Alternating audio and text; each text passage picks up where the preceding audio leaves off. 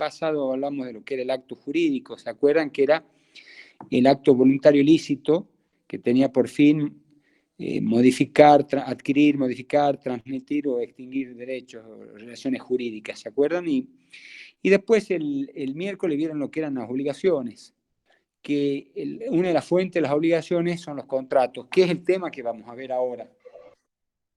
El contrato es, como dijimos, un acto jurídico, pero fíjense que es bilateral, mediante el cual dos o más personas o dos o más partes manifiestan su consentimiento para crear, para modificar, para transferir o extinguir derechos o relaciones jurídicas. ¿Sí? Entonces, fíjense que acá lo importante que es el acto jurídico, es bilateral el contrato y se perfecciona con el consentimiento. Acá teníamos, la vez pasada yo les hablé de lo que era el consentimiento que se exteriorizaba a través de la voluntad, que el acto era voluntario. ¿Se acuerda que dijimos el acto voluntario lícito? Porque eso es fundamental, ¿no es cierto? Que tenga por fin inmediato la transmisión, adquisición, modificación de derechos. Pero acá es fundamental entonces el consentimiento, que es lo que habíamos dicho que tenía que ser desarrollado con discernimiento, intención y libertad. Que esas tres cosas son fundamentales, tener un discernimiento, la intención y la voluntad. Si falta alguna de ellas, vamos a estar viciado, entonces el contrato va a tener un vicio y no va a poder perfeccionarse. Porque lo elemental para un contrato, y fíjense que el contrato siempre se perfecciona con el consentimiento. ¿Y cómo se exterioriza eso? A través de la oferta y la aceptación de la oferta. Lo que sí tenemos que tener en cuenta también que hay una libertad para contratar. Acá las partes pueden ir creando, son libres para celebrar los contratos y para ir creando, determinar su contenido, los límites impuestos por la ley, y pueden crear otros tipos de contratos, que eso no pasa en los derechos reales porque la enumeración es taxativa, acá es enunciativa. ¿Sí? Y todo contrato celebrado es obligatorio para las partes y tienen que someterse como la ley misma. El contrato, por lo general, sí, efectivamente es una ley para las partes y no tiene efectos con relación a terceros, ¿sí? Porque las partes son los que tienen que respetar ese contrato y los terceros no tienen nada que ver en eso. Por supuesto que los herederos universales o los sucesores universales de una de las partes van a tener que después cumplir con ese contrato o se van a ver afectados por el contrato que haya celebrado, ¿no es cierto?, el causante, siempre y cuando no sea una obligación de intuito persona, o sea, que por la calidad de la persona, por ejemplo, el día de mañana ustedes como ingenieros, cuando realicen un contrato de obra,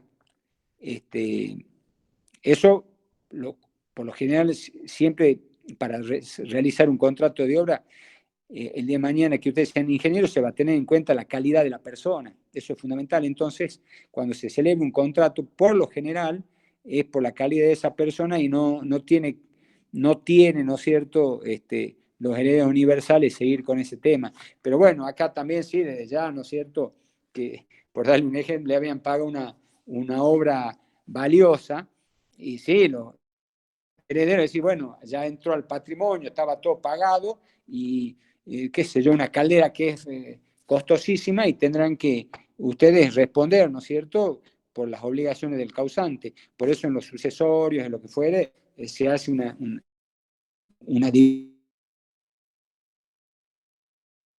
responder al causante, tiene que responder él. ¿Me van siguiendo? ¿Lo van entendiendo un poco al tema? Sí, profe. Bueno. Otra cosa importante, que los jueces tienen que respetar el contrato, ¿no es cierto? No pueden inmiscuirse dentro de lo que es el contrato, pero, o sea, cuando es de oficio, digamos, ¿no es cierto? Pero muchas veces, a solicitud de las partes, por ejemplo, se cambian las condiciones en que tuvieron en miras al contratar los contratantes, por ejemplo, en época de pandemia, que, ojo, uno lo ve a diario, ¿no es cierto?, porque se ve afectado por este tema. A mí me pasa, ¿no es cierto?, laboralmente, que, bueno, se han suspendido muchos de los contratos que yo tenía. Yo tengo un salón de fiestas, por ejemplo.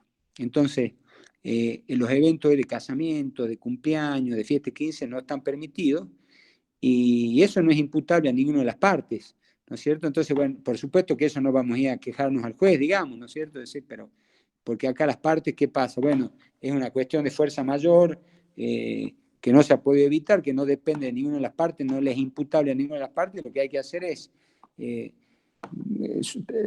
posponer su celebración para más adelante. Pero muchas veces, por ejemplo, pueden cambiar las condiciones por una excesiva onerosidad o lo que sea, y tendremos que presentarnos al juez y pedirle que al contrato lo readecue a como las partes entendieron contratar, ¿sí? Otro principio fundamental del contrato es que los contratos se celebran, se interpretan, se ejecutan de buena fe. Obligan no solo al que está formalmente expresado, sino a todas las consecuencias que pueden considerarse comprendidas en ellos. Esto es que desde ya uno por ahí no tiene una ventanita, nadie, ¿no es cierto? Pero bueno, las cosas se suponen, uno no tiene una ventanita en la cabeza, nadie puede decir, bueno, este está actuando, bueno, mala fe, pero las conductas que la persona realiza es donde se va a desprender si está actuando o no de buena fe, ¿no es cierto? Porque eso también es muy difícil de saberlo.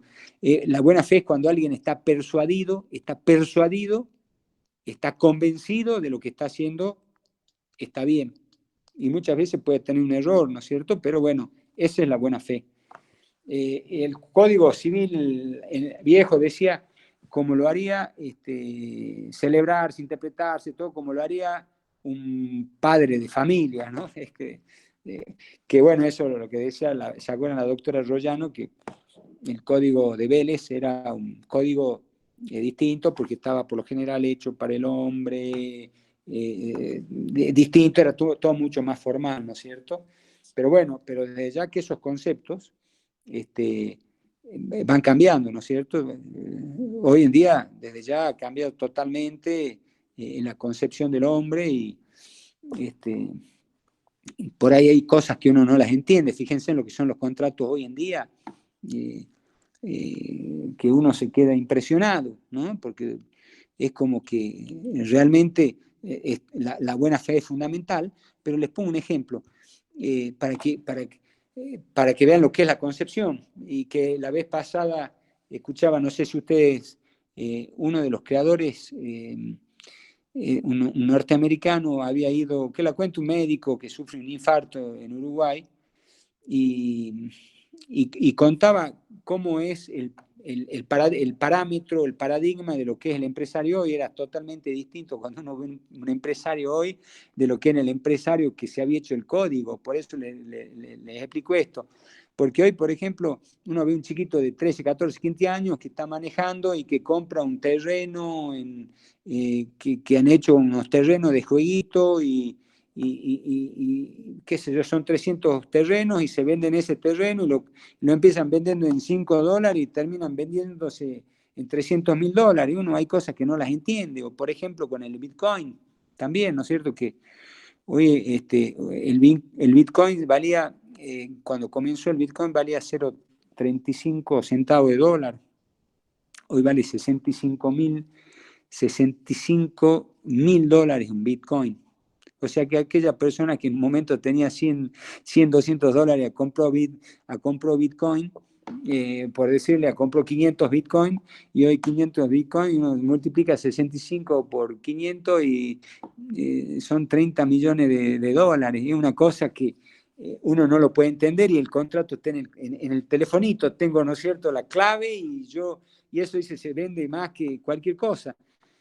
Fíjense en cómo va cambiando, que esas cosas uno no entra en la cabeza de uno, ¿no es cierto? O sea, por lo menos en uno que es de otra generación, son cosas que uno nunca se las hubiera imaginado y para uno no entra en la cabeza, porque uno dice, ¿cómo puede?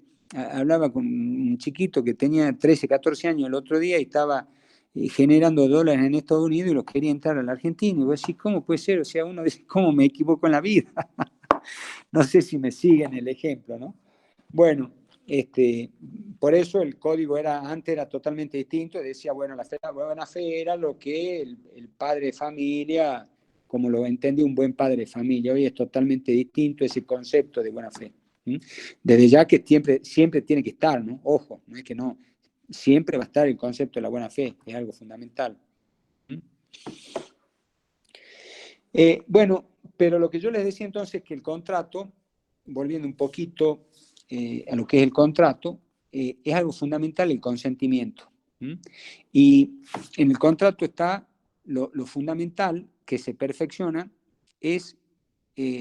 tiene que haber cómo se perfecciona con el consentimiento, pero para que haya contrato, en cualquier tipo de contratos, siempre hay una oferta a contratar, ¿no es cierto? Porque uno va a estar ofertando y uno tiene que aceptar. Fíjense que ustedes, sin darse cuenta, cuando, bueno, hoy no van a la universidad, hoy uno está en su casa y a cambio todo, ¿no es cierto?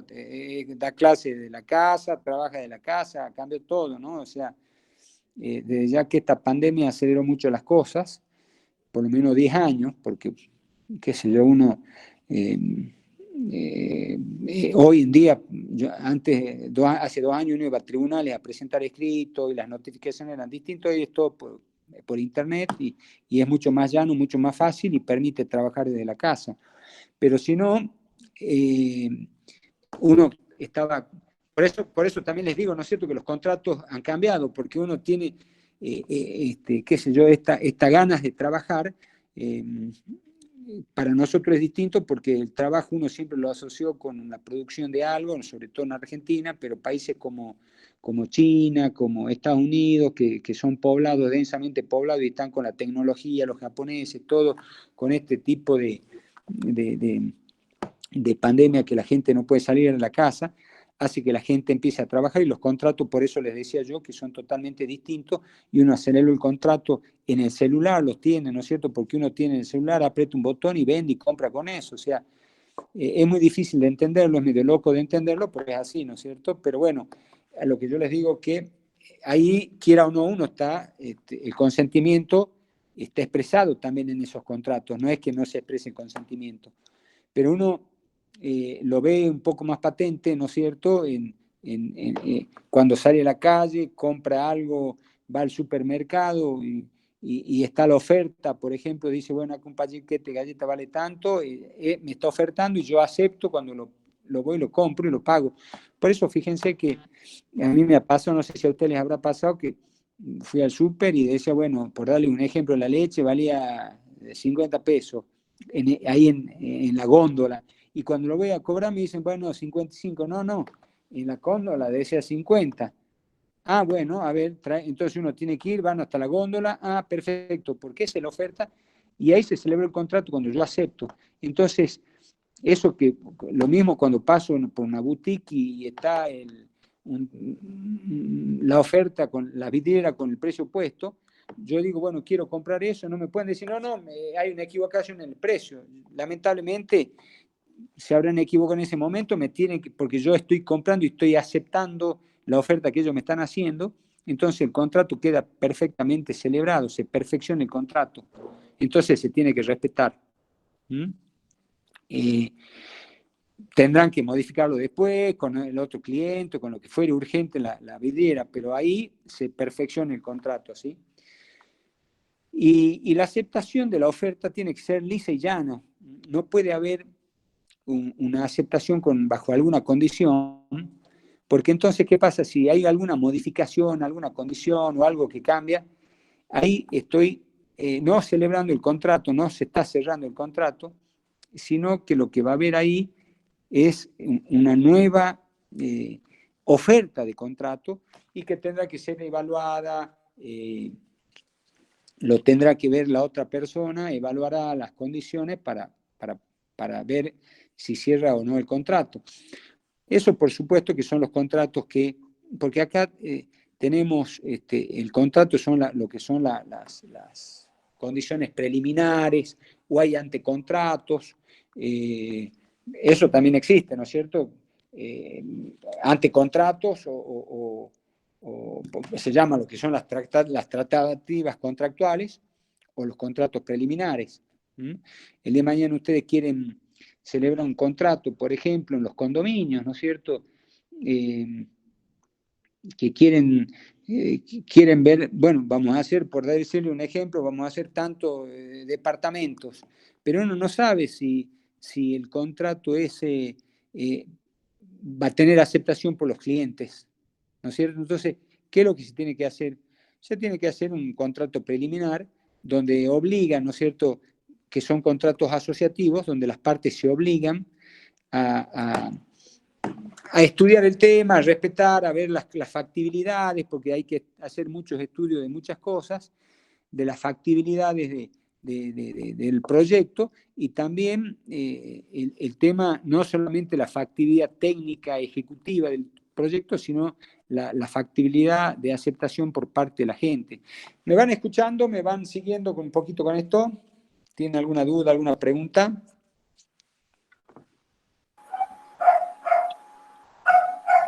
No, profe, por ahora no.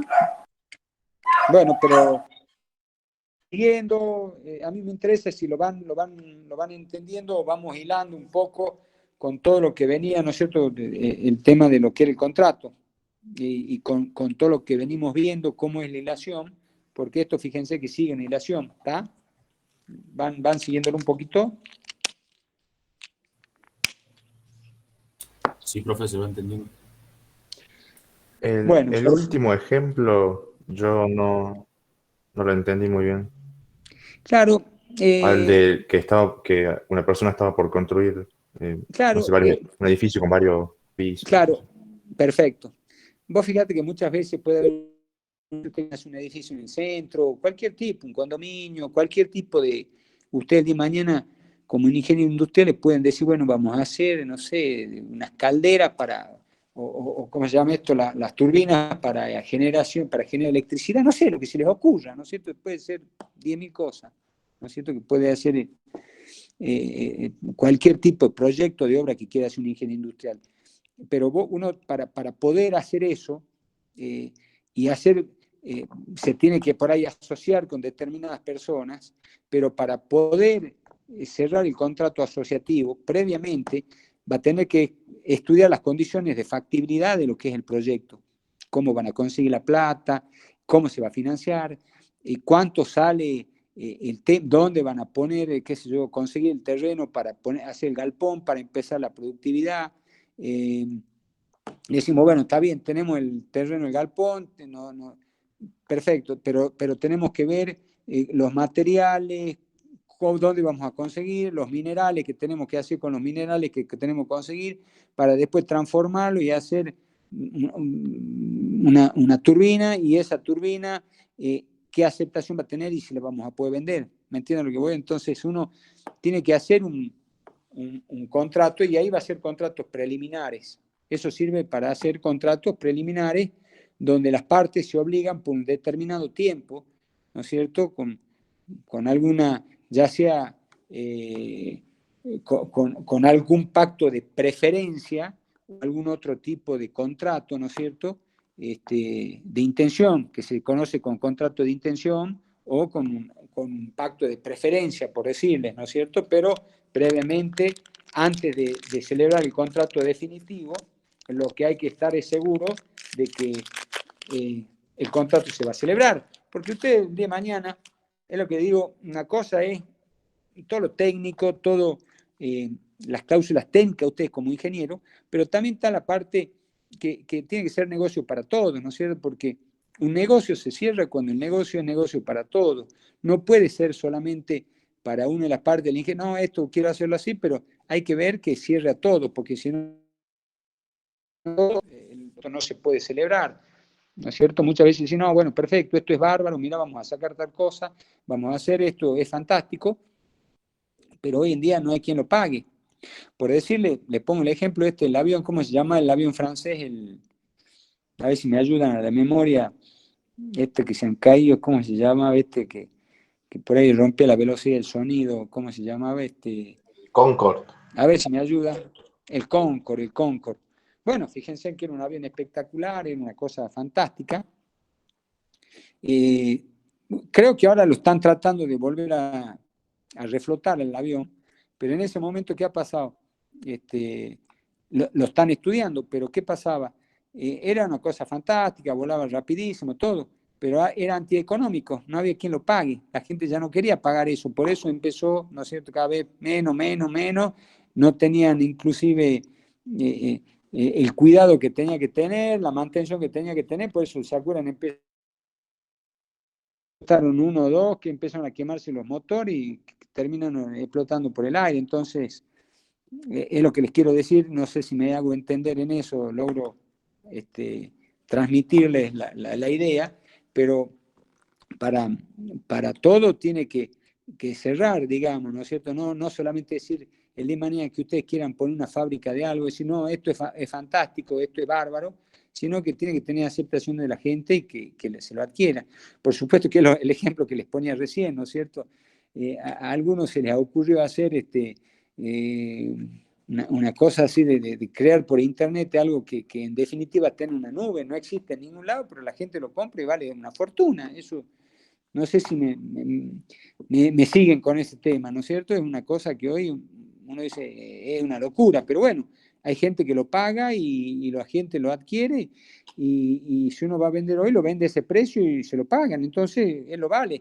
Por supuesto que no sé cómo terminar haciendo, ¿no es cierto? Porque al ser aire, a mí me parece que es una cosa muy complicada, porque en definitiva uno no lo entiende a eso, ¿no es cierto? No sé cómo se financia o qué es lo que lo respalda algo, ¿no es cierto?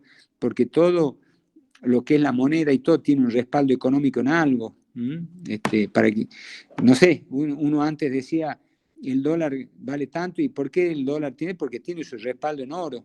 La casa de la moneda en Estados Unidos, los dólares emitidos tienen su respaldo, entonces por eso tienen fuerza, digamos, ¿no es cierto? Lo mismo que pasaba antes en Argentina, que la casa de la moneda estaba llena de oro, digamos, entonces el respaldo de lo que eran los pesos estaba respaldado por el oro. No se puede emitir así nomás, ¿no? Por eso a mí hay cosas hoy en día que no me cierran con todos estos nuevos contratos, por supuesto que no es que no anden, discúlpeme, ¿no? Sino que uno por ahí en la cabeza de uno no lo logra entender, ¿sí? Bueno, pero eso es el tema, lo que decía, lo que son las tratativas contractuales y la aceptación del contrato y el consentimiento y cómo se perfecciona. El contrato tiene que ser una aceptación, lo que yo decía, de la oferta pura y simple y llana, y aceptar el contrato, entonces queda perfeccionado. Tiene que ser expreso. Hay formas de aceptación de la oferta que es tácita. Por ejemplo, cuando ustedes dicen, bueno, mira, me podés arrendar la finca y bueno, no le contesta nada, pero al día siguiente aparece con el tractor y empieza a arar. Eso tácitamente se desprende que aceptó las condiciones de la oferta que yo le había realizado sobre el arriendo. Por supuesto que en esto tiene que haber, entre lo que es la aceptación, la oferta y la aceptación, algo que sea relativamente, tiene que haber un tiempo, ¿no es cierto?, más cuando va a ser tácita, o por lo menos también tiene una durabilidad, más hoy en día, ¿no es cierto? Fíjense que ustedes, en los contratos, cuando se hace una oferta, hay contratos que dicen, la oferta es por 15 días, pero hoy, cuando uno va a hacer, por ejemplo, dicen, y bueno, ¿y esto cuánto? No, esto es por hoy, te respeto, el precio es por hoy. Mañana ya no sé si te puedo respetar el precio. Fíjense entonces, la oferta tiene que ser casi simultánea la aceptación con la oferta, ¿está? Porque son épocas de mucha volatilidad, de muchos cambios, entonces al ser tan cambiante, tan volátil todo, es fundamental, ¿no es cierto?, que se acepte que la aceptación tenga una contraposición rápida con la oferta, ¿está? Y en esto, por ejemplo, bueno, el contrato tiene sus elementos, ¿no es cierto?, que es el objeto, la causa, la forma del contrato, y la prueba. Como, por supuesto que hemos dicho que siempre el objeto del contrato tiene que ser hechos y cosas que están permitidas por la ley, tiene que ser algo posible, materialmente posible, físicamente posible, lícito desde ya, porque si sería ilícito no estaríamos frente a un contrato, porque hemos dicho que como el contrato es un acto voluntario, un acto jurídico, el acto jurídico es un acto voluntario lícito. Pero tiene que ser un objeto determinado, determinable y susceptible de valoración económica. No pueden ser objeto de los contratos los hechos imposibles, por ejemplo, bueno, o algo que esté contrario a la ley, porque uno no puede ponerse de acuerdo para celebrar un delito, ¿no es cierto? Eso sería, estaríamos frente a lo que es el delito, pero no frente a lo que es un contrato tipificado, porque el contrato tiene que estar, las normas del Código Civil son supletorias, o sea, cuando uno celebra un contrato, siempre tiene que estar de acuerdo en uno de los tipos del contrato que existen en el Código. Pero bueno, como hemos dicho, como es enunciativo y los contratos se pueden ir creando nuevos contratos, siempre se van a aplicar las normas del Código. Pero no es que uno puede hacer algo, obligarse para algo ilícito, ¿sí? Porque es lo que les decía, no estamos frente a lo que es el contrato, sino que es el delito que también es fuente de obligaciones. Como el contrato es fuente de obligaciones porque de acuerdo a las cláusulas nacen obligaciones para cada una de las partes, y cuando se comete, no celebra, sino se comete un delito, ya sea delito o cuasi delito, como habíamos dicho, por culpa o dolo, también nacen obligaciones para las partes donde hay que reponer o reparar el daño causado, ¿sí? Después, todo contrato de ya sí, tiene una causa y cómo se prueba el contrato. Por lo general el contrato se puede probar, lo ideal es lo que yo les digo siempre el día de mañana, cuando ustedes realicen un contrato, y no el día de mañana, sino desde ahora, ¿no? Cualquier tipo de contrato que realicen, para evitar después tener que estar probando lo que fuere, lo mejor es hacer un contrato por escrito, siempre, hacer un contrato escrito, que es muy sencillo, ¿no es cierto?, para tener algo escrito y una prueba, ¿no es cierto?, donde es muy fácil, porque hacen cualquier tipo de contrato, donde se ponen, qué sé yo, van a comprar un auto, cualquier cosa, una locación, lo que fueren, ponen contrato de locación, contrato de compra-venta, los datos los datos del vendedor, y después cada una de las cláusulas que van a poner, ¿no es cierto?, cuál es justamente el objeto del contrato, es que fulano va a vender, va a alquilar, va a realizar una obra. Fíjense que es bastante sencillo. Dónde se va a celebrar, dónde se va a realizar la obra, qué es lo que se va a vender, se hace la identificación del objeto de lo que se va a hacer, el precio, que es algo fundamental, el tiempo que va a demandar eso, ¿no es cierto?, la obra, cuánto tiempo. Profe, disculpe una consulta. En el caso de que yo haga una compra de cualquier bien, ¿un boleto compra-venta calificaría como un contrato? Sí, la compra-venta es un contrato, es no formal. Cuando vos decís yo compro y el otro dice yo vendo y el otro dice compro, se celebró el contrato porque es consensual. Hay contratos, después ya le voy a explicar a la doctora Celeste en la próxima hora, que va a ver la clasificación de los contratos, son consensuales o reales. Pero por supuesto que eso es una clasificación del contrato. Pero todo contrato es consensual, se perfecciona con el solo consentimiento. Cuando uno presta el consentimiento, ya está. Entonces, el boleto de compra-venta que vos me estás preguntando, sí, es un contrato, y que eso se lo deja por escrito. Lo que pasa es que muchas veces, para la transmisión de los bienes registrables, porque eso por ahí se confunde un poco, para la transmisión de los bienes registrables, que eso es distinto porque es la adquisición del derecho real, pero la compraventa, el contrato ya se celebró, o sea que el contrato se perfecciona con el consentimiento. Pero por eso se dice que el boleto de compraventa es una obligación de hacer, ¿no es cierto? O sea, ¿qué es lo que te dice el boleto de compraventa? Que genera la obligación de hacer, o sea, genera la obligación que después tiene que escriturarse y la otra parte es cumplir el resto del precio y con eso se eleva la escritura pública lo que uno había comprado. Puede ser también de un auto, ¿no es cierto? Que le firme el 08, todo, pero fíjense que uno puede firmar para dejarlo por escrito, ¿no es cierto? También, no solamente por una cuestión de... Porque acá fíjense que siempre hay dos caras, en todos los derechos hay dos caras de una misma moneda. No es solamente para el comprador de decir, bueno, no, es que yo quiero tener el auto que me están dando, quiero que me firmen a mi nombre y tener un boleto de compra-venta, porque si me para la policía le muestro, miren, yo he comprado el auto, recién lo acabo de comprar, ahora tengo que hacer los papeles. Sino que también eso sirve, por eso siempre digo, es como dos caras de una misma moneda, que si tiene un accidente el vendedor, el comprador, mejor dicho, después no va y choca el auto y causa algún daño a un tercero, el responsable es el domino, y el domino es el que figura inscripto en registro del automotor.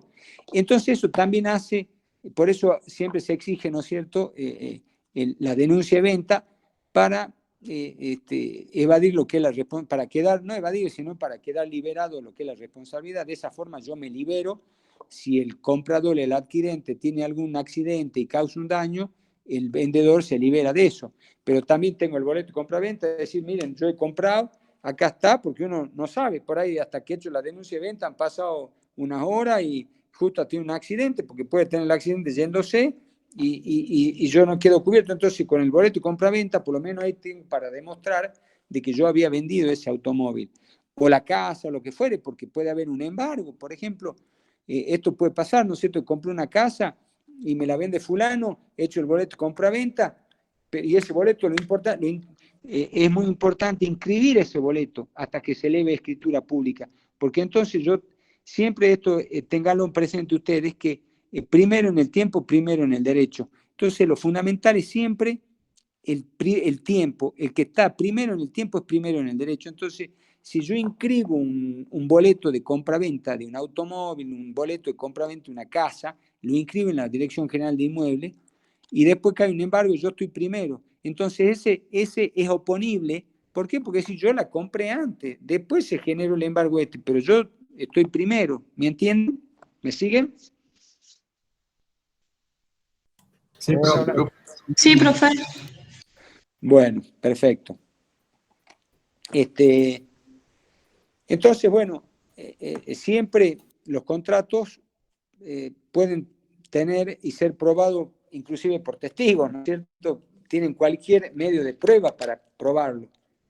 Pero hoy es difícil, ¿no es cierto? Lo ideal es, las cosas van cambiando y se hace cada vez más engorroso. Y yo veo que antes, esto lo veo en la gente, ¿no? Lo veo qué sé yo, antes, porque esto lo pude ver y constatar y uno se va a otras provincias y pasa lo mismo. Antes había gente, por ejemplo, cometió un ilícito por algo y uno descubría que cometían un ilícito, los demandaba, pero no hacían ni falta, ¿no es cierto? Salían como, el dicho lo decía, salen como rata por tirante, o sea, no hacían nada. Pero hoy en día la gente discute todo. Lamentablemente estamos viviendo eso de que, aunque son descubiertos en la comisión de un ilícito, la gente, no, eso lo niego, no es así. Entonces uno tiene que tener, en los dichos, tiene que probarlos, ¿no es cierto? Cuando uno celebra un contrato, tiene que probar con todo. Por eso, lo más importante, lo que yo siempre digo, para evitar, ¿no es cierto?, problemas el día de mañana, lo más importante es celebrar un contrato en forma escrita, donde uno ponga todas las cláusulas y que quede todo lo más claro posible, porque esa es la mejor forma, ¿no es cierto? Es, como dicen siempre, cuentas claras conservan la amistad. Entonces, más en un contrato, que el contrato sea lo más claro posible para evitar así cualquier tipo de inconveniente, cualquier tipo de demanda el día de mañana, ¿sí? Entonces, bueno, esas son las formas con que se puede probar el contrato, y después lo que yo le decía, los contratos, hay contratos que son formales y otros que no son formales. Hay contratos que tienen distintas formas, por ejemplo, hay unos que tienen que ser por escritura público, ¿sí? Que deben ser otorgados por escritura público. Y por eso yo les decía, que tiene por objeto la adquisición, la extinción, la modificación de los derechos reales sobre inmuebles. Pero eso quiero que quede claro, es una forma para, como bien lo dice, ¿no es cierto?, el código, es para la adquisición sobre bienes de los derechos reales. No es por el contrato en sí, porque la compra-venta es, como les acabo de decir, es aformal, no tiene forma, y es un contrato consensual. Pero por los bienes, por el precio que tienen los bienes inmuebles, ¿no es cierto?, la ley exige eso, que sean hechos por escritura pública. Después, los contratos que tienen por objeto derechos dudosos o litigiosos sobre inmuebles, todos los actos que sean accesorios de otros contratos otorgados por escritura pública. Por ejemplo, uno, bueno, tiene que, una cesión de derechos y acciones, un contrato de hipoteca, todo eso tiene que inscribirlo, ¿no es cierto? ¿Por qué? Porque son accesorios del derecho real de dominio. Y eso tiene que ser por escritura pública. Tienen, fíjense, una forma establecida. Por supuesto que, bueno, después van a ver también con la doctora, le va a explicar lo que son los contratos formales y no formales, y los ad solemnitatem, y los que son, que si no se hace con esa forma, el contrato no tiene ningún tipo de validez. ¿Sí? Y bueno, y después, lo que sí, no sé si les quedó claro, vimos con ustedes la teoría de la lesión, de la teoría de la imprevisión, que esto es fundamental para los contratos, ¿no? Lo que son las vicisitudes del contrato, que es otro tema importante, la rescisión, la resolución y la revocación. El tema de la rescisión, nosotros hemos visto que el contrato, hemos dicho que se perfecciona con el consentimiento, o sea, el consenso, el acuerdo, consenso o acuerdo es lo mismo, es lo que le da nacimiento al contrato, ¿sí? Entonces, un contrato nace por el consentimiento de las partes, que pueden ser 1, 2, 3, 5, 10 partes, pero tienen que, cuando son contratos así multilaterales, todos tienen que prestar el consentimiento y todos tienen que estar de acuerdo. Y la rescisión es, así como las partes se perfecciona el contrato con el consentimiento, está el disenso. O sea, es ese consentimiento, pero para dejar sin efecto el contrato. Porque las partes también de común acuerdo, ¿no es cierto? Esto independiente de las indemnizaciones que las partes se deban, ¿sí? Pero es acá, las partes tienen la voluntad de dejar sin efecto el contrato. Acá no nos encontramos ante ningún incumplimiento ni nada, sino que simplemente las partes tienen el consenso para dejar sin efecto el contrato. Por supuesto que todas las obligaciones que se habían cumplido quedan firmes, ¿sí? O sea, todo lo que las partes hasta ese momento se habían entregado quedan firmes. Por supuesto, aquellos contratos que se pueden, ¿no es cierto?, que por lo general son aquellos contratos que se prolongan en el tiempo y que son de tracto sucesivo. ¿Está claro?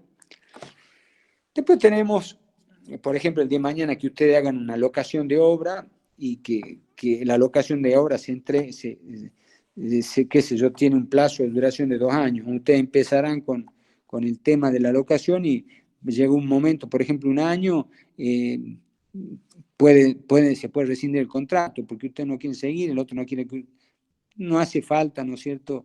Pero que haya un incumplimiento por ninguno, sino que las partes dejan sin efecto el contrato. Y después está lo que es la resolución, que es cuando ya nos encontramos ante el incumplimiento de una de las partes. Dice que el código dice que en todos los contratos está instalada la facultad de resolver los mismos, ¿sí? O sea que ante un incumplimiento de una de las partes, la otra parte puede solicitar la resolución del contrato. Esto es dejar sin efecto el contrato, pero acá es más gravoso porque desde ya que va a haber más daño y perjuicio, lo que fuere. ¿Por qué? Porque acá nos encontramos frente a un incumplimiento de las partes. Entonces, siempre al haber un incumplimiento o no haber cumplido alguno de las cláusulas del contrato, no vamos a encontrar ante si digamos, nace la obligación de reparar ese daño causado, que es mucho más gravoso y que, ¿por qué? Porque está el incumplimiento. Por supuesto que acá hay plazos, no es que, desde ya que los plazos depende del contrato de que se trate, ¿no? Porque en una obra que me demore en 15 días, y no empiece la ejecutabilidad de la obra en 15 días, uno dice, bueno, no es nada, puede pasar, que se han demorado por X motivo, porque justo estaban terminando la obra, la otra, lo que fuere, puede haber un incumplimiento. Ojo, no es que lo estoy... el contrato se celebra, se interpreta lo que digo, buena fe, como las partes quisieron y verosímilmente entendieron contratar, y cuando dice el lunes a las 8 de la mañana, es el lunes a las 8 de la mañana, no es a los 15 días, ¿está claro? Pero puede pasar, ¿no es cierto?, que por ahí hay contratos que se demoren, pero sí, depende de lo que digo, depende del contrato, porque si yo he celebrado y tenía que tomar un avión porque quería ir cuando mi hijo se reciba y el avión no me ha cumplido, de nada me sirve que me diga, bueno, mira, yo había planificado para ir ese día y el avión no salió, y bueno, anda al día siguiente y ya no sirve porque yo quería estar en el momento ese que se recibía. O si contrato una locación de servicio, ¿no es cierto?, para un casamiento, para celebrar, y quiero que me hagan un servicio de catering, y de nada sirve que me caigan al día siguiente, porque yo lo que quería era que se haga el servicio de catering el día que me caso, ¿me entienden? Para que ustedes vean lo que son los tiempos, ¿no es cierto? Porque hay en contratos que el demorar 1 hora, 2 horas es una eternidad y es todo y no sirve de nada, que por ahí en otros contratos demorar un día no es nada, ¿está claro? Puede ser, o decir, bueno, no es nada porque cosas que aparte tienen su tiempo y por ahí se demoran más de lo previsto, ¿no es cierto? Porque muchas veces hay que conseguir algún material que no ha llegado, lo que fuera, entonces ineludiblemente y por ahí sin tener culpa de alguna de las partes, el contrato se extiende más de lo necesario. ¿Me siguen hasta ahí? Hola, hola. Bueno, perfecto. Y después, lo que sí, otro tema es la revocación del contrato, que acá nos encontramos, por lo general, es en la revocación de los contratos unilaterales. Ya después van a ver la clasificación, contrato bilateral, unilateral es uno en los que se obliga solamente uno, y por ejemplo una donación, un mandato, se revoca una donación, se revoca un mandato, ¿sí? Que se puede revocar, entonces queda sin efecto ese contrato, ese mandato que yo había entregado para que una persona, digamos, me obligue, mediante la voluntad, prestándole el consentimiento de la voluntad, me obliga a mí, ¿sí? Porque yo le doy un poder para que actúe en mi nombre y representación, ¿sí? Entonces, cuando revoco ese poder, queda sin efecto ese mandato, ¿sí? O una donación, que puede ser una donación con cargo, yo le había donado para que hagan tal cosa, ¿no es cierto? Por ejemplo, y dejan de cumplir el cargo, entonces puedo revocar esa donación. ¿Por qué? Porque no han cumplido con el cargo que yo le había interpuesto. Pero después, bueno, hay una revocación también en los contratos, en la locación de servicios, que dice revocación, pero opera como una nulidad, entonces vendría a ser, porque ahí no como una revocación porque la revocación en cierta forma es como que nunca hubiera existido. Pero ¿qué pasa? En la revocación bilateral los efectos operaba como una nulidad, ¿no es cierto? Es como que el contrato, las partes no es que lo que se cumplió como en la rescisión, que lo que he entregado por ambas partes queda firme, sino que opera como una nulidad, como que nunca hubiera existido, ¿sí? Y después tenemos, bueno, lo que es lo que yo le decía, la teoría de la imprevisión, que se da también en los contratos de tracto sucesivo que se prolongan en el tiempo, que por condiciones externas a las partes se modifican las condiciones del contrato que lo hacen excesivamente oneroso para una de ellas. Entonces, esto es fundamental, que la parte no esté en mora, que esté con el cumplimiento de sus obligaciones, que sean contratos de largo tiempo, y no es que lo haga imposible, sino que lo haga excesivamente oneroso. O sea, esto que en este cumplimiento lo puede ir llevando a la ruina. Entonces, la parte perjudicada se puede presentar ante el juez para que mejore equitativamente el contrato, como las partes originalmente quisieron contratar. Esto surge, el contrato, la teoría de la imprevisión surge dentro del derecho administrativo, allá por Francia, cuando la municipalidad de Bordeaux le tenía que proveer de gas a una empresa, al municipio, y el gas subió se hizo muy elevado, y entonces esta empresa no podía cumplir con el contrato. Entonces el juez ordenó eso, que se lo mejore equitativamente, y le tenía que pagar un poco más, y bueno, después lo toma el derecho civil y se incorpora a los contratos civiles, y hoy están en plena vigencia, ¿no es cierto? Por ejemplo, como hoy en un tema de pandemia, se puede invocar perfectamente la teoría de la imprevisión. Si yo me comprometí con un contrato a algo, y por la teoría y por una pandemia no se puede trabajar y me exigen que pague, me tendré que presentar y decir, mira, sí, perfecto, yo me había obligado a pagar esto, pero no puedo trabajar por pandemia, con lo cual o se me hace caro o no lo puedo cumplir. Entonces el juez tendrá que mejorar equitativamente el contrato, ¿sí? Y después está lo que es la teoría de la lesión, que es cuando una de las partes, aprovechándose de la ligereza, inexperiencia, de la ineptitud física, dice hoy el código, ¿no? En los actos jurídicos, obtuviera ganancias desproporcionadas. También la parte perjudicada puede pedir la nulidad, o que se readecue, ¿no es cierto?, el contrato, o sea, que se pague la diferencia. ¿Está claro? Y después está lo que es la excepción de incumplimiento de contrato, que se conoce cuando me demandan, a ustedes los demandan el día de mañana, por ejemplo, realizan un contrato de locación de obra y no les pagan, por decirles, tienen que darle un anticipo y no le pagan. Entonces dice, van 15 días, no has empezado, entonces lo demandan por incumplimiento. Ustedes dirán, no, pará, yo no cumplo porque él no cumple, que él cumple y yo lo cumplo. Cuando él cumple, yo cumplo, porque, por ejemplo, en esta época de pandemia puede pasar eso mismo también, ¿no es cierto? No me están dando los anticipos, entonces yo no puedo cumplir. Entonces, cuando la otra parte cumple y paga, yo quiero que hago, digo, perfecto, yo cumplo, pero él que cumpla primero y después yo cumplo, porque no puedo cumplir si él no me da. ¿Está claro? Bueno, eso sería más o menos lo que son los contratos, lo que es la teoría general rápidamente explicada, y las vicisitudes del contrato. ¿Tienen alguna duda, alguna pregunta con respecto a esto? Hola. Por el momento nada, profe. Bueno, está todo claro entonces. Bueno, vamos a dejar acá. Ya a las 3 se va a conectar la doctora Celeste para seguir adelante con la clase, ¿sí? Ahora descansen un ratito. Descansen un rato y siguen adelante, ¿sí? Perfecto. Bueno, profe, gracias. Bueno, perfecto. Gracias. Muchas gracias a ustedes. Cualquier duda, consulta o lo que fuere, el miércoles me avisan, ¿sí? Adiós. Bueno, profe, Que hasta tengan luego. buenas tardes. Chao, chicos. Perfecto. Bueno,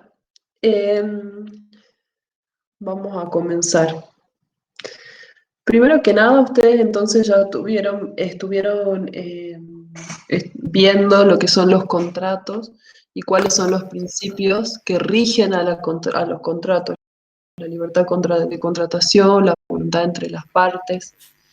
También vimos en clases anteriores lo que eran las obligaciones, ¿sí? Considerando que las obligaciones se van a dar dentro de los contratos. Una de las formas de tener obligaciones es la voluntad mediante la cual se van a obligar las partes a realizar un acto o entregar una cosa, ¿sí? Esto venían viendo con el doctor, entonces ahora la idea es que empezamos a ver un poco lo que son las clasificaciones de los contratos y bueno, así lo podemos identificar. Entonces decimos, lo que me parece a mí es que ustedes, para evitar confusiones, pensemos que cualquier contrato se puede clasificar.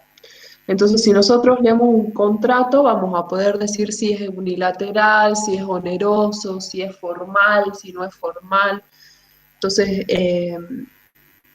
no es que vamos a dividir a los contratos, decir, bueno, todos estos contratos son de una forma, todos estos contratos son de otra, o sea, se va a integrar en esta clasificación o en la otra clasificación, sino que la idea es que nosotros pensemos en un contrato en particular. Podemos hablar de una locación de obra o un contrato de locación, por ejemplo, de un inmueble, como veníamos hablando antes, en las obligaciones, y vamos a tener este contrato de locación de inmueble, y este contrato de locación de inmueble lo vamos a poder identificar de acuerdo a las clasificaciones, ¿sí? Para que no se mareen y puedan entender más o menos cuál es el sentido. De todas formas, esta es una de las clasificaciones, cada autor tiene una clasificación distinta, pero bueno, la cátedra tomó esta que es bastante simple, y con la idea de que ustedes puedan identificar las diferencias, los diferentes tipos de contratos y cuáles son sus características. Así que por eso vamos a empezar. Decimos que los contratos pueden ser unilaterales, bilaterales, onerosos, a título gratuito, conmutativos, aleatorios, formales, no formales, nominados o innominados. No sé si tuvieron la oportunidad de leer el material, pero estaría bueno que lo veamos desde ese lado. Entonces decimos, por ejemplo, si nosotros tenemos acá, de la clasificación, la comparación de los unilaterales y los bilaterales. Nunca un contrato va a ser unilateral y bilateral a la vez. ¿Por qué? Porque unilateral van a ser solamente los contratos cuando una sola de las partes se obliga, ¿sí? Entonces los contratos son unilaterales cuando una de las partes se obliga hacia la otra sin que éste quede obligado. ¿Qué es un mandato, por ejemplo? Es en la cual una persona le va a otorgar su poder a otra para la realización de una obra, por ejemplo, o una donación. Solamente una persona le va a entregar una cosa o le va a donar una cosa a la otra. Y la otra parte no va a estar obligada a nada, solamente la va a recibir, o sea, no vamos a tener una obligación por las dos partes, ¿sí? Entonces acá también volvemos un poquito a lo que habíamos visto de las obligaciones, que cuando lo tratamos la otra vez yo le decía que las obligaciones era mucho más fácil entenderlas dentro de un contexto de un contrato o dentro de un contexto en particular. Entonces ahora decimos, por ejemplo, en este caso, cuál es la unilateral, se va a relacionar en quién es el que se obliga. Una parte nada más. ¿Quién? La donación. Una parte le dona a otra, le entrega una cosa a la otra parte, y esta no le debe nada a cambio. Entonces tenemos un contrato unilateral. Por otra parte vamos a tener los contratos bilaterales. En este caso sí se van a obligar las dos partes, ¿sí?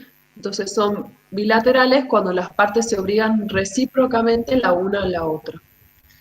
Y ahí como ejemplo tenemos la compraventa, la locación, y acá es cuando habla de que las normas de los contratos bilaterales se aplican supletoriamente a los contratos plurilaterales. ¿Esto qué quiere decir? Que si tenemos que en realidad los obligados van a ser A, B y C, se van a aplicar las mismas normas que si fuera A y B. ¿En qué se refiere esto? Que vamos a seguir hablando de un contrato bilateral o plurilateral en el caso de que fueran más partes. Esto puede pasar, por ejemplo, si nosotros tenemos un locador que va a entregar el inmueble, un locatario que lo va a alquilar y se va a obligar a ¿qué? A entregar un dinero, no es que se lo está dando. Y además de que el locatario le va a entregar el dinero, vamos a tener un garante. Y acá tenemos un plurilateral, vamos a tener una tercera parte que va a estar obligada también en el contrato y que en realidad esta parte que es el garante va a ser solamente, la obligación que tiene es de garantizar el cobro de ese dinero, de la locación. Entonces se aplica la misma regla de los bilaterales, ¿sí? Después podemos hablar de que tenemos un contrato que va a ser oneroso y otro que va a ser gratuito. Acá es simple porque acá lo que vamos a hablar que los contratos a título oneroso es cuando las ventajas que procuran a una de las partes, dice, le son concedidas por una prestación que ella ha hecho o se obliga a hacer a la otra. Oneroso, acá lo único que le podría decir es que uno piensa, oneroso gratuito, listo, entonces oneroso es que se da plata a cambio, no. Oneroso también puede ser no solamente dinero, sino cualquier ventaja, ¿sí? Puede ser que se entregue un bien, puede ser que se entregue un servicio, puede ser, no es solamente un monto en dinero. Pensemos que los objetos de los contratos, como lo vieron ya también un poquito con el doctor, seguramente, puede ser lo que las partes, las partes decidan, ¿sí? Entonces puede ser que no sea entrega de dinero, puede ser que sea una ventaja o un servicio. Y gratuito, son a título gratuito cuando aseguran a uno o a otro de los contratantes alguna ventaja independientemente de la prestación a cargo. Por ejemplo, una donación. De nuevo, acá lo que vemos es que a título gratuito es lo mismo que sería como unilateral, ¿sí? Porque la donación sí va a entregar una parte, una ventaja a la otra. El donatario le va a entregar una cosa, por ejemplo, un inmueble a una persona. Y esta persona no va a darle nada a cambio. Entonces lo va a recibir a título gratuito, ¿sí? No va a ofrecer ninguna ventaja. Entonces, si nosotros tendríamos que clasificar, como les decía al inicio, un contrato de donación, podemos decir que era a título, era unilateral y a título gratuito. Perfecto. Otra comparación que tenemos acá y otra de las clasificaciones son los conmutativos y los aleatorios. Entonces, los contratos conmutativos son cuando las ventajas para todos los contratantes son ciertas. Por ejemplo, te compro 1000 toneladas de soja. Acá es cuando ya están completamente seguros de que ellos van a recibir, ¿qué se va a recibir a cambio? O sea, yo te entrego A, vos me vas a entregar un plata, yo te entrego un inmueble, vos me vas a dar un dinero valuable. Yo te entrego, como dice acá, 1000 toneladas de soja y vos me vas a entregar dinero. Es conmutativo, ¿sí? Te doy A por B, se conmuta, se cambia, es como un trueque. Y los aleatorios son cuando las ventajas o las pérdidas para uno de ellos o para todos dependen de un acontecimiento incierto. Entonces, los conmutativos podemos decir es cuando tenemos seguro. Yo lo pienso más como, capaz que es más fácil de entenderlo como un trueque, en el sentido de que yo te entrego A, vos me vas a dar B. Estamos seguros, te entrego este monto, me entregas esta cantidad de harina de soja. Ahora, aleatorio es cuando va a depender del alia, de la suerte, ¿sí? Te pago con lo que produzca de 100 horas sembradas de soja. Entonces es como yo te voy a entregar este inmueble y el alquiler vas a pagármelo con la producción de tu campo, o con un 30% de la producción de tu campo, ¿sí? Entonces yo voy a alquilar una parcela, por ejemplo, entonces, y el pago de la parcela va a ser con el 30% de mi producción, con el 10% de mi producción. Si ese año las condiciones climáticas cambian o existe una nueva plaga o tenemos algún inconveniente, mi producción va a ser menor o cero y no voy a pagar el alquiler, ¿sí? Va a depender de una suerte, de un alia. Entonces esa es la diferencia entre un conmutativo y un aleatorio.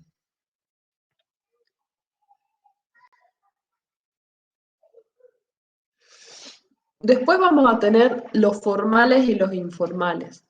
Los contratos formales están enumerados, son más fáciles de identificarlos. Los contratos formales son los que no van a dejar de existir o van a perder su validez si no cumplen con la formalidad o la solemnidad, dice ahí que es la formalidad para su creación. En este caso, por ejemplo, el matrimonio. Se lo puede entender como un contrato al matrimonio, es un contrato y es un contrato formal porque sí o sí tiene que cumplir con las formalidades establecidas por la ley. Ambas partes deben ser libres de contraer matrimonio, es decir, que no tienen que tener vínculos anteriores que no estén disueltos, que deben ser, me explico, entonces tiene que cumplir con unas formalidades que van a estar establecidas por ley y si no cumple con estas formalidades se puede declarar la nulidad de este contrato, ¿sí? Si yo después de un tiempo de haberme casado me doy cuenta que la persona con la que contraje matrimonio tenía un vínculo no disuelto anterior, mi matrimonio lo puedo declarar nulo, ¿sí? Entonces están sujetos a nulidad siempre que no cumple con estas formalidades establecidas por ley y exigidas para la validez. Después, por otro lado, vamos a tener los contratos que van a ser informales, que en realidad son la mayoría porque, como habían visto en los principios, seguramente con el doctor, van a regir la libre voluntad de las partes en el contrato, ¿sí? Siempre que obviamente no sean ilícitos, contrarios a la ley, a las buenas costumbres, las partes tienen una voluntad libre de contratar, ¿sí? Ellos pueden elegir qué, cómo, en qué fecha, como quisieran. Y los límites van a estar fijados por ley. Entonces, cuando la forma requerida para los contratos lo es solo para que estos produzcan sus efectos propios sin sanción de nulidad, no quedan concluidos como tales mientras no se ha otorgado el instrumento previsto, pero valen como contratos en los que las partes se obligan a cumplir con expresa formalidad, como por ejemplo la compraventa de un inmueble. ¿Qué quiere decir todo esto? Que para la compraventa de un inmueble sí van a existir formalidades, ¿sí? Por ejemplo, un estudio de un título, van a existir formalidades previas que deben cumplirse. Pero ¿qué pasa? En el caso de que no se cumplan con estas formalidades, no van a estar directamente sujetos a una nulidad de este contrato, sino que se lo pueden hacer valer como una forma de cumplir, expresar, las partes expresaron su voluntad de cumplir con este contrato.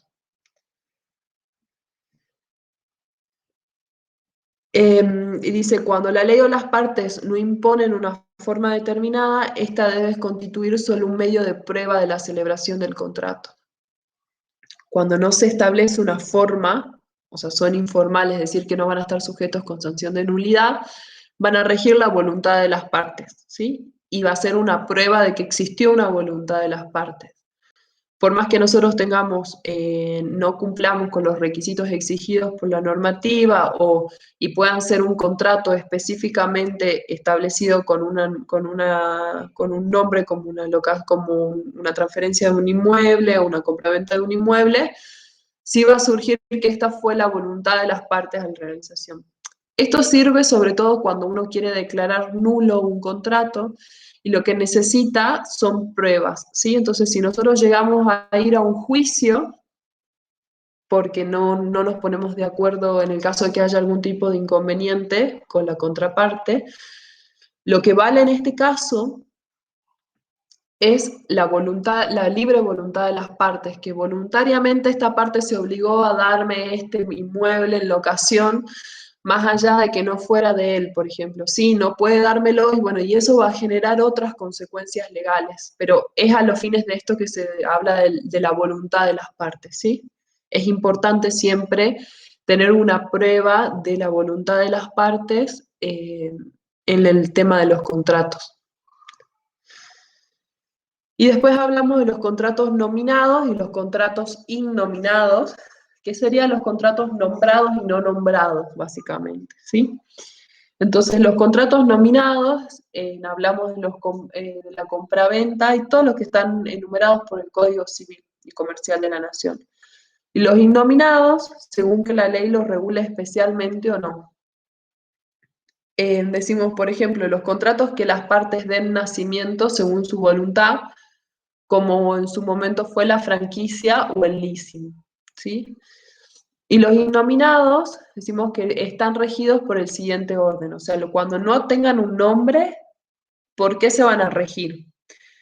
Por la voluntad de las partes. Entonces, si tenemos un contrato donde no tiene un nombre, compraventa, locación de inmuebles, locación de servicio, ¿por qué se van a regular? Porque no vamos a tener una normativa específica que va a regular los principios o las leyes que van a regir este contrato.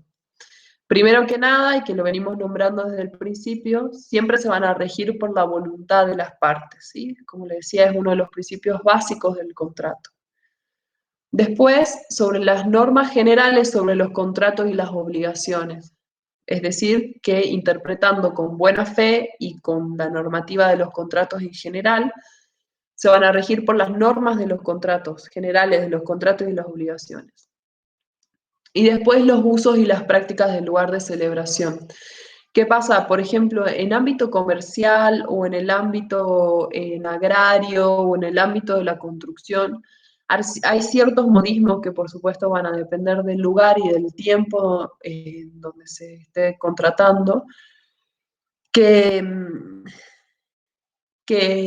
van a regir las normas de los contratos. Muchas veces, qué sé yo, alguien dice, ¿cómo vas a entregar, cómo vas a hacer este negocio por este monto que parece ínfimo? Pero en realidad en el comercio se cree mucho y se confía mucho en la palabra del otro cuando ya se está dentro del mismo círculo, sobre todo porque si uno falla como comerciante a un, por ejemplo, a un proveedor que sea importante o en la construcción pasa lo mismo, o si este constructor o esta empresa constructora falla en la compra de los materiales, o si, por ejemplo, en empresas grandes de suministro de elementos esenciales para la construcción, qué sé yo, de hierro, no cumple en un tiempo o no entrega la calidad que se fue obligado, y esto se hace solo de palabra o en un contrato escrito, no surge bien o sea, que decir que no le podría dar derecho a reclamar, por ejemplo, a un constructor, a esta empresa conocida de hierro, que no le dio lo que habían acordado. Y vos decís, pero ¿cómo puede ser que no lo hayan acordado por escrito y con todas las características si vos sabías que eras constructor? Y en realidad uno se pone a pensar y es que dentro del comercio, dentro del ámbito que estamos hablando, van a haber ciertos usos y ciertas prácticas que va a dar origen a ciertos tipos de contratación, porque sabe que si no, esta empresa no va a vender más y con este constructor no lo va, digamos, estafar. Es como, siempre van a regir este tipo de cosas. Después vamos a hablar de las disposiciones correspondientes a los contratos nominados afines que son compatibles y se adecúan a su finalidad. Finalmente, otra de las formas en las cuales vamos a regular estos contratos que no tienen un nombre o no tienen una estructura armada o no se integran dentro de un esquema que esté armado, por ejemplo, una locación de servicio, se van a regular por las disposiciones que van a regular, o sea, por los contratos más parecidos, ¿sí? a esto. Y después quedan establecidas la consensualidad como criterio general para concluir el contrato, salvo los casos en los que la ley exige una formalidad solemne. Y acá de nuevo, en realidad lo que habla aquí un poco es para concluir el contrato o para que este contrato llegue a su fin, siempre va a regir la voluntad de las partes, la consensualidad. ¿Sí? Hasta ahí cómo van. Así me dan un poco de respiro a mi garganta que está.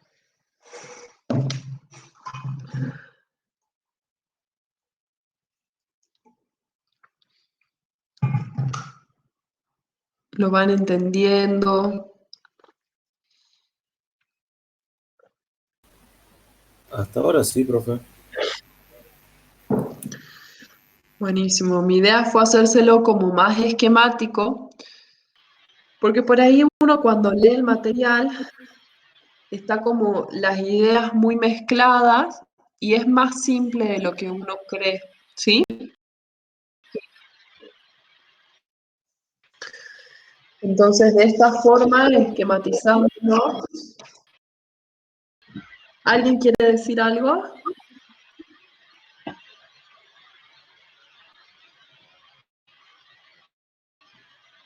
¿Alguien quiere decir algo? ¿O quién tiene la cámara prendida por ahí?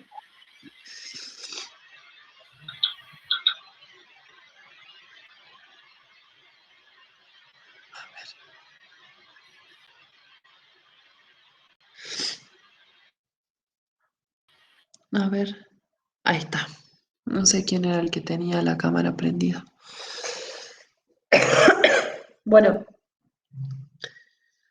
más adelante lo que se va a hablar son de los contratos en particular, ¿sí?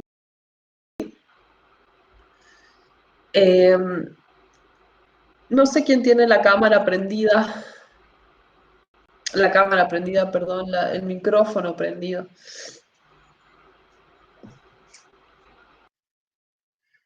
Por ahí hay como un sonido ambiente. No puedo ver el nombre.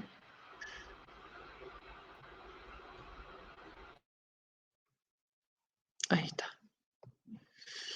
Bueno, entonces decimos que los contratos en particular y que enumeran en el material, y la idea es que nos centremos en ellos. Hay un montón de contratos en particular también, además de estos, pero la idea es que sepamos que son en este material son la compraventa, el contrato de suministro, los contratos preliminares, el contrato y cláusulas especiales, que ahora lo vamos a ver de qué se trata esto, y después habla de los contratos conexos.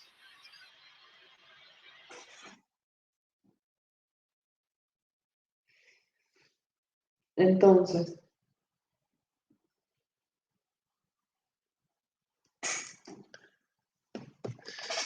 la compraventa es la compra y la venta, ¿sí? Va yendo a la lógica. Entonces, si una de las partes se obliga a transferir la propiedad de una cosa y la otra a pagar un precio en dinero. Cuando pensemos en la propiedad va a ser tanto de un bien mueble o de un bien inmueble. Los inmuebles son las casas o los bienes registrales o los que no son registrales, ¿sí? La casa son los inmuebles, los registrales son los autos, por ejemplo, o una moto o medio de transporte. Y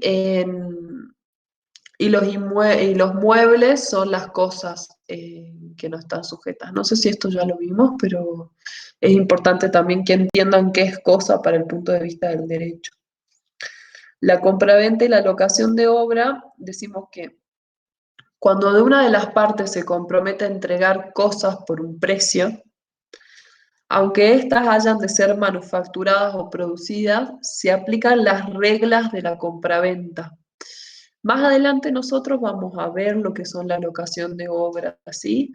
Entonces, acuérdense que el contrato de locación de obra va a estar regido por las reglas de la compraventa. Esto que hablábamos de entregar una cosa a cambio de un precio. Entonces, a menos que de las circunstancias surge que la principal de las obligaciones consiste en suministrar mano de obra o de prestar otros servicios. Entonces, como regla general, nosotros pensemos que la locación de obra va a estar sujeta como una compraventa. Y como subsidiariamente, vamos a decir que salvo que esto signifique que del mismo contrato, de las mismas características del contrato, se puede interpretar que se trata de una locación de un servicio, es decir, de brindar un servicio, o de dar una mano de obra, ¿sí? Y no de dar un objeto, como una cosa hecha, una locación de obra. Yo me obligo a entregarte una obra terminada o una obra en tales condiciones, y por esta obra yo te voy a dar a cambio un monto en dinero. En la locación del servicio, yo no me voy a obligar a entregar una cosa terminada, sino en hacer todo lo que esté a mi alcance para cumplir con ese servicio.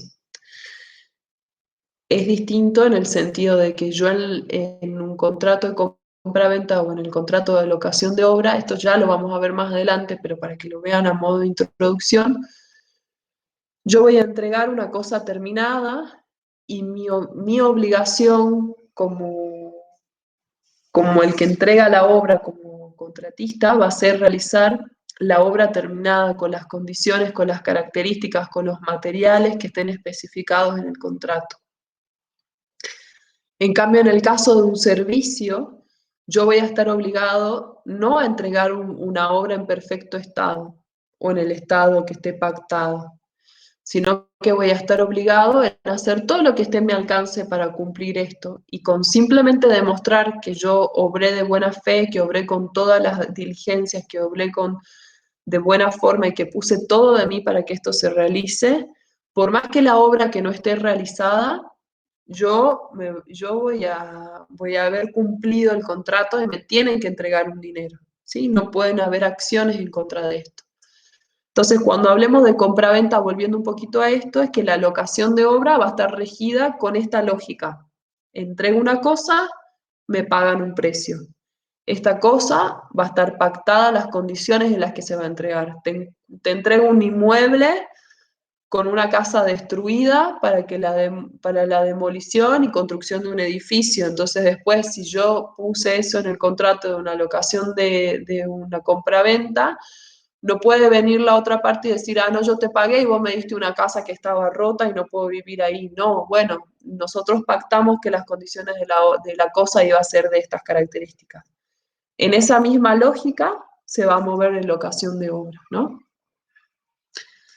Acá dice que si la parte que entrega la manufactura o producción de las cosas asume la obligación de proporcionar una porción sustancial de los materiales necesarios, se aplican las reglas del contrato de obra.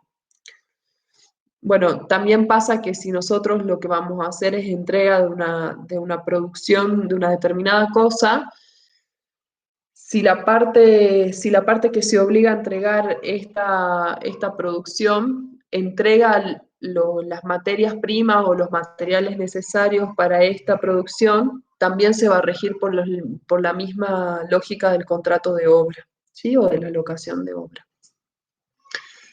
Más que nada es para que tengamos en cuenta cuáles son los principios que van a regir dentro de los contratos y los podamos analizar, ¿sí?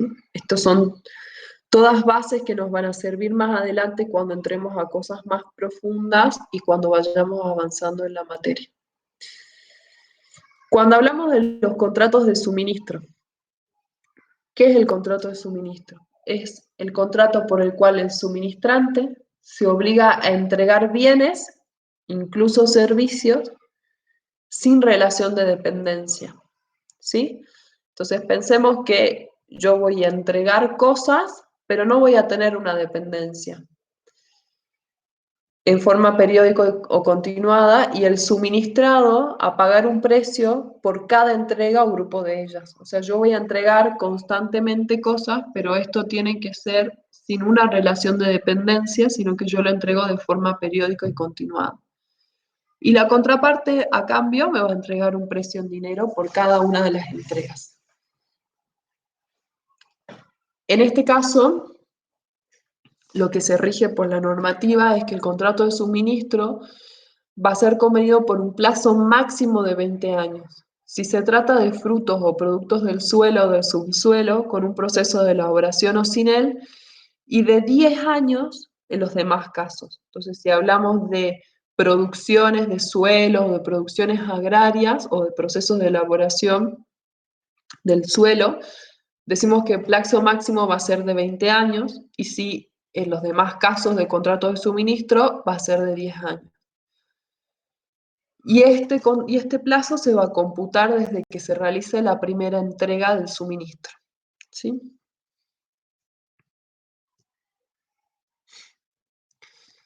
Después vamos a hablar de los contratos preliminares.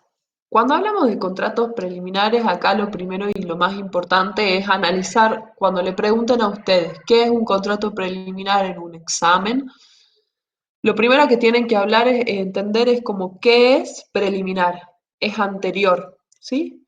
Un contrato que está anterior, un contrato que se va a obligar en relación a algo, a un contrato futuro, a algo previo, ¿sí? Entonces la misma palabra nos está diciendo que es un contrato que va a ser previo a un contrato definitivo. ¿Y qué es entonces esto? Una carta de una intención. Es una intención previa a realizar un contrato definitivo. Decimos que se entiende que las cartas de intención son los instrumentos mediante los cuales una parte o todas de ellas expresan un consentimiento para negociar sobre ciertas bases. ¿Esto qué quiere decir? Que es una intención o van a dejar asentado cuál es su intención para realizar un contrato. Va a estar limitado a cuestiones relativas a un futuro contrato y enuncia el principio de interpretación restrictiva que deben regirlas.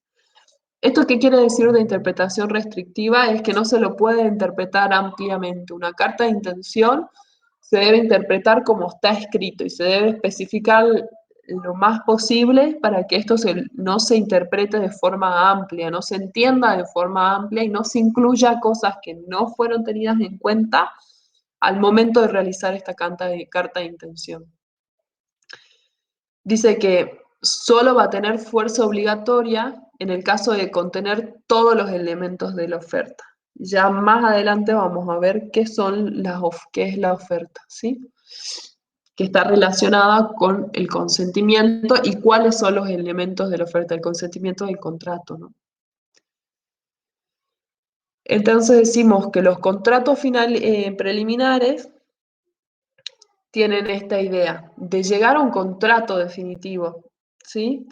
Entonces van a tener que tener adentro un acuerdo sobre los elementos esenciales particulares que identifiquen el contrato futuro definitivo y su plazo de vigencia es de 1 año. O sea, una carta de intención o un contrato preliminar que se va a obligar a un contrato definitivo no puede durar más de 1 año y sí se lo puede establecer como menos siempre que esté en la voluntad de las partes. Lo que sí se permite es que las partes los renueven al vencimiento del contrato. Decimos que también las partes pueden pactar la obligación de celebrar un contrato futuro, la que se sujetará al régimen de las obligaciones de hacer, ¿sí? Y el contrato de opción se trata también como un contrato de naturaleza preliminar. Entonces,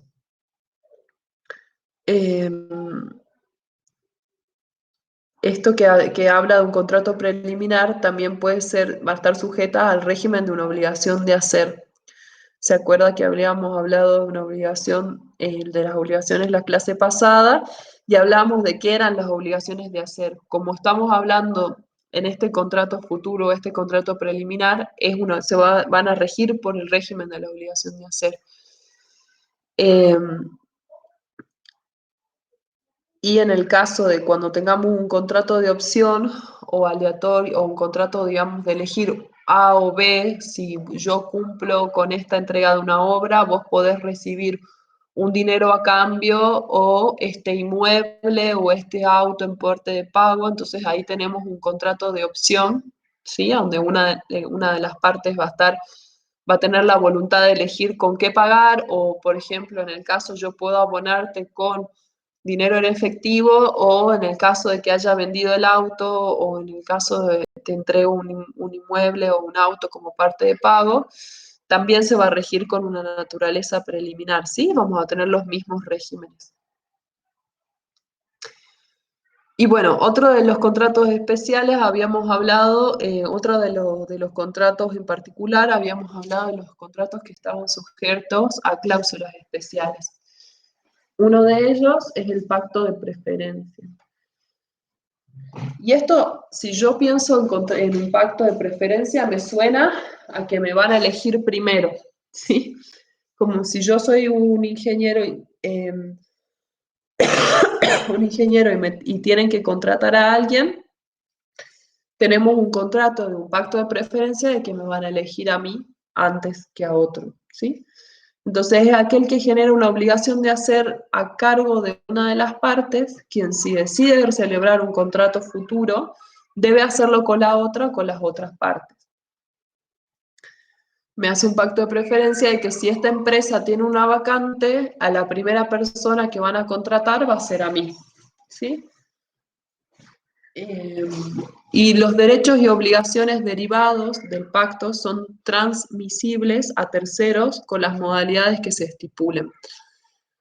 Por supuesto que van a ser transferibles a terceros siempre y cuando las condiciones por las cuales tenemos este pacto de preferencias se puedan ampliar o puedan ser cumplidos por terceros con independencia de la persona que se haya elegido. O sea, eso es como en las locaciones de servicios se habla mucho de esto porque uno elige a la persona que se va a hacer cargo de la prestación de este servicio en relación a las condiciones de esta, ¿sí? O a la capacitación, y no es lo mismo la realización por parte de una persona que tenga todos los conocimientos y experiencias para la locación de este servicio o para la realización de este servicio, que una persona que no tenga conocimientos, que esté recién iniciándose en las funciones o en el arte o en la materia. Entonces siempre este pacto de preferencia siempre va a estar sujetos a las modalidades o a las condiciones que se estipulen, y acá de nuevo vamos por libre voluntad de las partes, ¿sí? Después tenemos las cláusulas especiales sujeto a condición suspensiva. Nosotros acá hablamos que, ¿qué va a pasar? Un contrato que va a estar sujeto a condición suspensiva es cuando se establece que el contrato cuyo perfeccionamiento depende de una conformidad o de una autorización se interpretará sujeto a una condición suspensiva. Entonces es como un contrato que va a estar suspendido, va a estar condicionado hasta que no se dé esto, una conformidad o una autorización. Vamos a realizar la explotación minera o lo que fuere en tal lugar, luego de que tengamos la autorización del organismo de medio ambiente de tal país, o luego de que tengamos todas las condiciones legales o las condiciones geográficas o para poder acceder hacia el lugar por vía terrestre, ¿sí? O sea, van a estar sujetos a esta condición, ¿sí? A la realización de esta obra o este contrato de locación de servicio o contrato de locación de obra, de la construcción de una minera o de la industria, de la explotación de algún mineral, va a estar sujeto siempre a esta condición de que nos autoricen el ingreso por parte del organismo de medio ambiente, a que esté sujeto a que podamos ingresar o que nos permitan tener acceso por vía terrestre, a que terminemos con asegurando las condiciones para las personas que van a trabajar en el lugar, ¿sí? Vamos a tener esta condición para que se pueda dar el contrato. Si no lo logramos, este contrato va a quedar en la nada, ¿sí?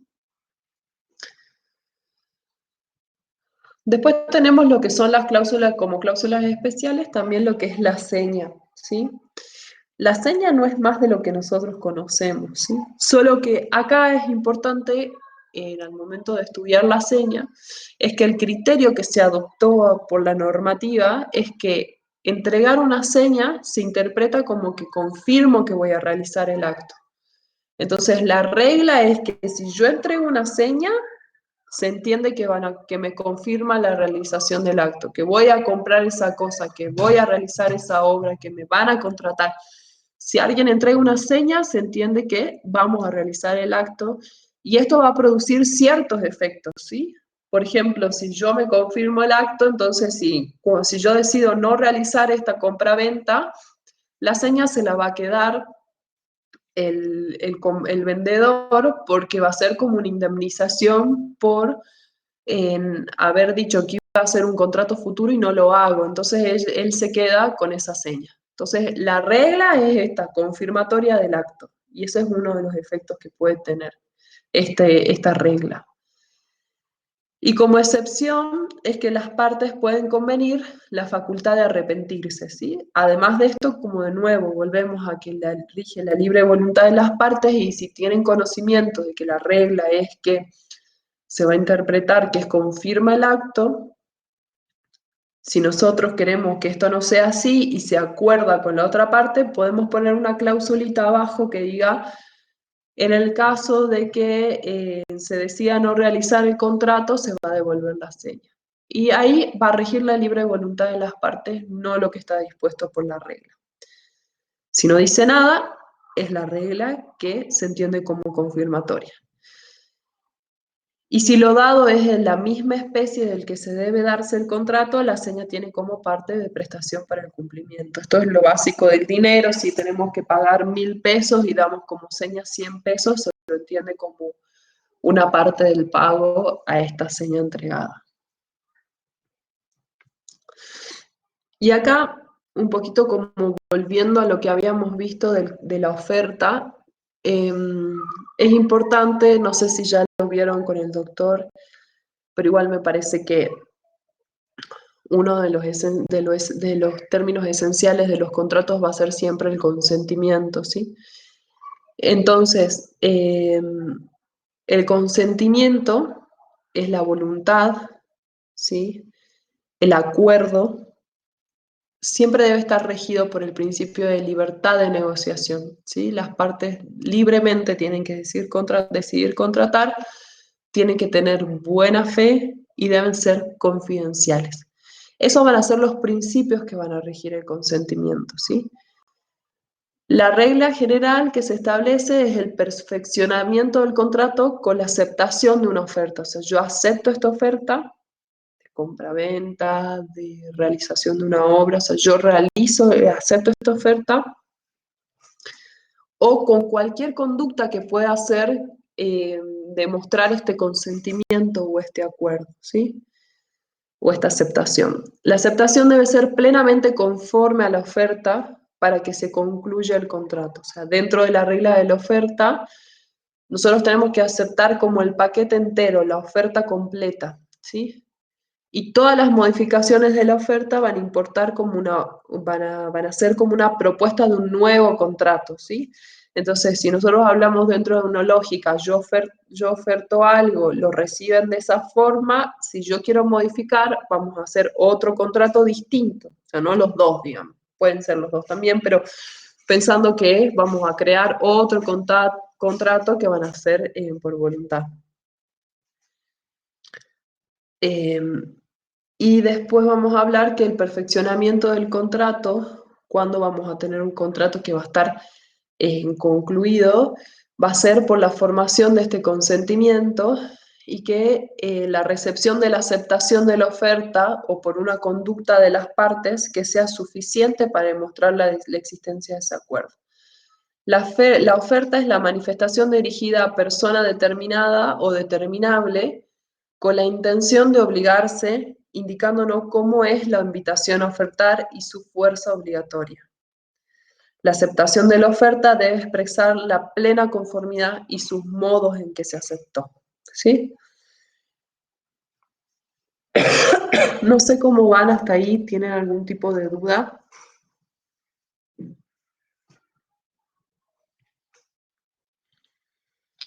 ¿Pudieron entenderlo? ¿Pudieron cerrar la idea? ¿Les pareció lógico? Por supuesto que hay que hacer una lectura del material con un código al lado. El código, como yo les decía, lo pueden buscar siempre en lo que es InfoUse, que es la página donde... que es la página donde van a encontrar todos los códigos civiles y comerciales, los códigos penales, todas las leyes que necesitan tomar o consultar. Y les recomiendo que vayan haciendo una lectura paralela con el código. Espero que les haya sido útil. Y nada, bueno, espero cualquier duda o comentario que tengan. Yo ahora me voy a callar un poquito. Pero a ver, cuéntenme si tienen algo y si no, damos por cerrado.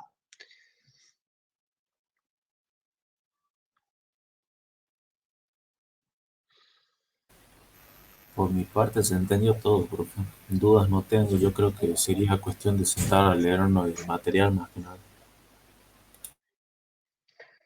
Sí, en eso sí vuelvo a insistir por ahí un poco reiterativa y no dejo de... Yo también fui estudiante, aunque no lo parezca hace no mucho tiempo y sigo estudiando y entiendo más que nadie que por ahí uno está sobrepasado de cosas y tiene prioridades, pero es importante que esta materia hagan una lectura progresiva para poder entenderla. Al final, si uno se sienta con todo, es muy difícil entenderla y razonar, y las palabras parecen raras, entiendan que es un vocabulario distinto al que ustedes vienen estudiando, una lógica y una forma de pensar distinta. Entonces, hagan una lectura progresiva y para poder tener éxito, ¿sí? Insisto todo el tiempo en esto, pero bueno, es lo que uno va viendo de la experiencia de dar las clases y de los exámenes y de los finales, ¿sí? Así que bueno, chicos, si no hay más dudas, lo dejamos acá. Cualquier cosa se contactan con nosotros por cualquier duda que tengan o lectura o lo que fuere. Y estamos en contacto, ¿sí? Muchas gracias. Gracias a usted, profe. Sí quedó Hasta bastante luego. claro todo.